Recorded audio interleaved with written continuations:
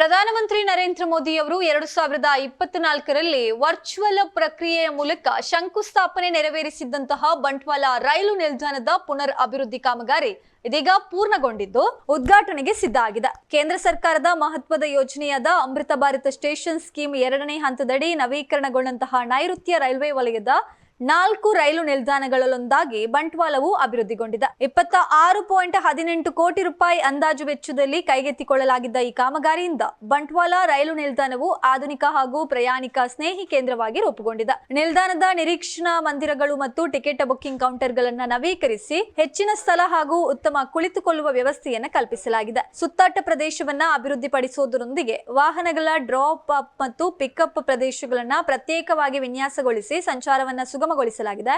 ಪೂರ್ಣ ಉದ್ದದ platform, ಶೆಲ್ಟರ್ಗಳು, platform ಮೇಲ್ಮೈ ಸುಧಾರಣೆ, ಒಳಾಂಗಣ ನವೀಕರಣ, ಆಧುನಿಕ ಫರ್ನಿಚರ್, ಬೆಳಕು ವ್ಯವಸ್ಥೆ, ಲ್ಯಾಂಡ್ಸ್ಕೇಪಿಂಗ್ ಹಾಗೂ ಪ್ರವೇಶ ನಿರ್ಗಮನ ಕಮಾನುಗಳ ನಿರ್ಮಾಣದಿಂದ ನಿಲ್ದಾಣದ ಸೌಂದರ್ಯ ಮತ್ತು ಪ್ರಯಾಣಿಕರ ಅನುಕೂಲತೆ ಹೆಚ್ಚಿದೆ.